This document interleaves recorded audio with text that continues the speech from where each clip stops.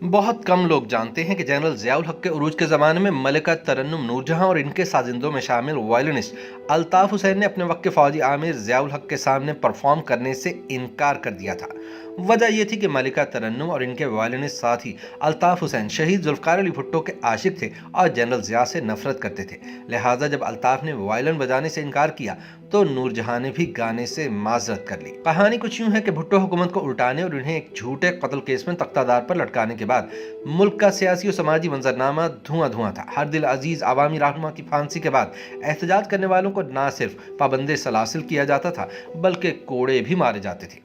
इस मंजरनामे में फौजी हुकूमत को 14 अगस्त मनाने की सूची ताकि पाकिस्तान की गुलाम कौम को आज़ादी का एहसास दिलाया जाए जोर शोर से तैयारियों का हुक्म दिया गया। हुआ कुछ यूं के मरकजी तकरीब से एक रोज पहले 13 अगस्त को जब मलिका तरन्नुम नूरजहां लाहौर के अलहमरा हॉल में अपने साजिंदों के हमरा रिहर्सल कर रही थी तो अचानक जनरल ज़ियाउल हक और पंजाब के फौजी गवर्नर जनरल गुलाम जिलानी वहां आ धमके। वो मलिका तरन्नुम के गाने की रिहर्सल से लुत्फानंदोज होना चाहते थे। मंजर कुछ यूं था कि अलहमरा के स्टेज पर साजिंदों की पूरी टीम मैडम नूरजहां के सामने फर्श पर बैठी है। मैडम अपने दिलकश अंदाज में कुर्सी नशीं टांग पर टांग धरे देवियों जैसे सुकून से नीमा नीमा मुस्कुरा रही हैं। मैडम की टीम में हारमोनियम नवाज मन्नू खान, ढोलक नवाज बाले खान और वायलिनिस्ट अल्ताफ हुसैन शामिल थे। इस दौरान हॉल का मरकजी दरवाजा खुला और पाकिस्तान के स्याह सफेद के मालिक जनरल ज़ियाउल हक फौजी वर्दी में मलबूस पूरे तुम तलाक और करोफर से चलते हुए मैडम नूरजहां से जरा फासले पर आ खड़े हुए, लेकिन मैडम टस से मस न हुई, हत्ता कि अपनी टांग पर धरी टांग भी सीधी न की। जनरल जिलानी सूरत हाल को भाम गए, लिहाजा मुस्कुराते हुए आगे बढ़े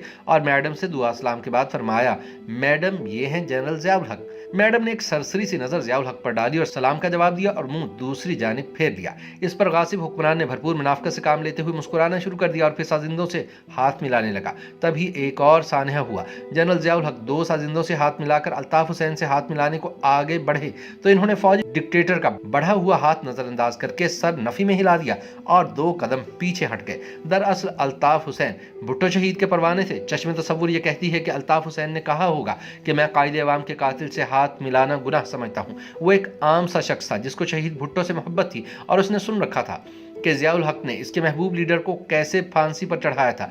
अल्ताफ ना तो डिप्लोमेसी जानता था ना सियासत। उसकी डिक्शनरी में बात ही नहीं कि जिसको वो गलत समझे उसको सराहे भी। वो बस अपना काम जानता था और सियासत सिर्फ इतनी कि भुट्टो को पसंद करता था। जनरल ज़िया जैसे डिक्टेटर से ऐसी गुस्ताखी और वो भी एक मिरासी के हाथों यकीनन नाकाबिले यकीन वाकया था। मैडम ने मामले की संगीनी को भांप लिया और बोली, हाँ मन्नू खां चल वाजा छेड़।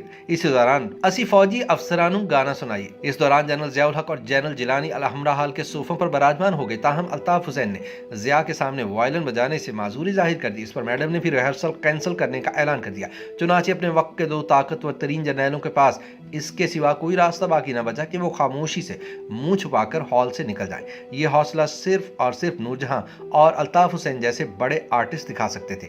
कोई सच्चा आर्टिस्ट अपने ज़मीन के खिलाफ कैसे जा सकता है? लेकिन अफसोस अब वो लोग ना रहे। अगरचे जनरल ज़िया के बाद इससे भी काबिल और बहादुर आर्मी चीफ आकर जा चुके, लेकिन एक भी नूरजहां और अल्ताफ हुसैन जैसा नहीं आ सका।